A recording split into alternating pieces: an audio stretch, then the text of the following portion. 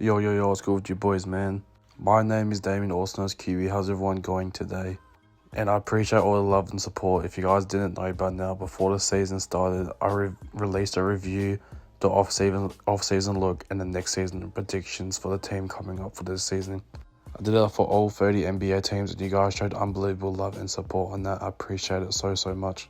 But come expectations, come bad habits, and just some things I think are concerning, especially for the Denver Nuggets. So let's get straight into it. If you're new around here, please make sure to smash that like button, turn on subs with post notifications on so you never miss an upload. And I'm looking for daily uploads starting now, so pretty much just having a break after I did those full 30 videos, but I'm back better than ever now. Let's get it.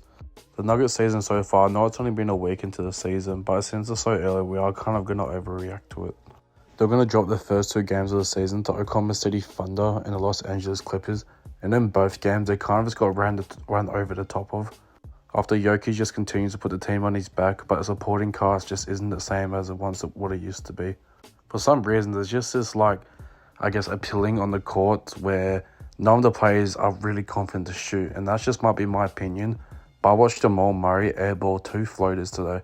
And I guess the free agency pickups, and the other surrounding pieces are just not fitting into place quite as for now for the Denver Nuggets. I'll keep saying this all video long, but it is still absolutely very early in the season. Still literally 3 game sample size I'm talking about. So if I'm a Nuggets fan, I wouldn't get too much my knickers in a twist. It's just still very early and it's just sort of an overreaction for some content for you guys, you know. The first person I want to talk about supporting cast is actually Jamal Murray, because I think he needs to take a massive leap from what we've seen for these first few games. I'm pretty sure Denver Nuggets fans would love to see Jamal Murray average at least 20 points a game, not 17, and shooting on 34% efficiency. His efficiency hasn't been the great, which has led to more Jokic minutes and more, weight leaning on Jokic's shoulders throughout these first 3 games at least. He just doesn't look right on the court. He looks very hesitant to shoot. And as I said, I've seen him airball a few shots as well, which is really unlike Jamal Murray. He's really efficient with his ball use. He has a great assist-to-turnover ratio, but yeah, he's still only averaging 4 assists a game. You think it would be up there towards the 10 mark, right? And it's safe to say about Nikola Jokic, these Nuggets wouldn't have won this game today against the Toronto Raptors.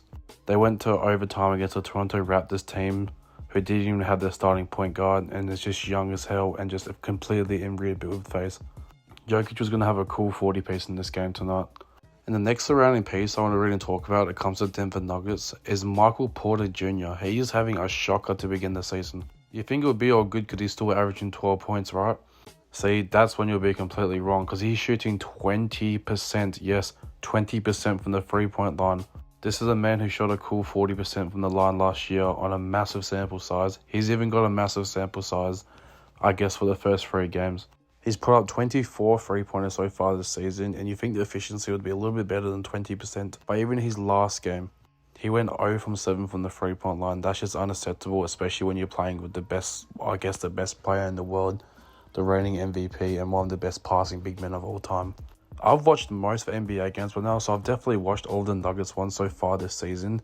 And he's getting good looks, he's just not converting. I'm not sure if it's just his legs trying to give him a bit more, because it is the start of the season. A lot of these guys have not played much minutes in the preseason. But as I said, it's still a very small sample size. I don't want anyone to overreact, but I'm just going to break it down as I see it. It's going to be the exact same for every single NBA team that I talk about. We need something to talk about, right? So I guess the week into the season is a good starting point in my opinion. I guess maybe one last issue I've seen with the Denver Nuggets who can really tighten the screws, is 2017 MVP and Russell Westbrook. He hasn't looked great whatsoever. I don't know if he's fitting into Michael Malone's system as much as people thought he was going to, but so far in the first 3 games, it has been everything but pretty. He's only averaging just over 5 points a game on 10%, yes 10% field goal efficiency from the 3-point line and 20% overall. But if I'm a Denver Nuggets fan, I'm not getting too worried or stressed about it whatsoever, because Russell Westbrook has a really good history of buying it into his role.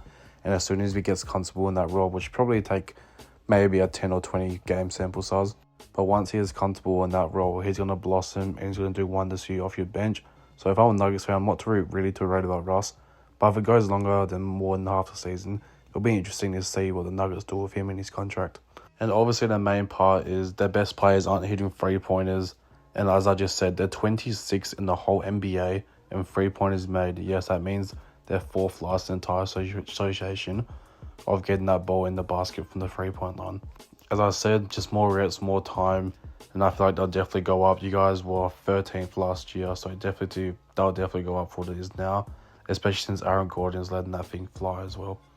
And something I want to talk about as well, true shooting percentage. Pretty much, if you guys don't know what true shooting percentage is, it pretty much just takes as a percentage on good shots, on the volume that your players are shooting it, all that good stuff when it comes to shooting. And the Denver Nuggets are 29th in the whole association at the moment. So clearly everyone's just not finding their footing properly and taking the right shots. But without Jokic, you guys would have an absolutely terrible run. I mean, you guys would have got blown out by every single game you played so far, but you guys got Jokic, and you guys need to continue to ride his back. No pause, you have to continue to ride his back and just carry his momentum into every single game you guys play.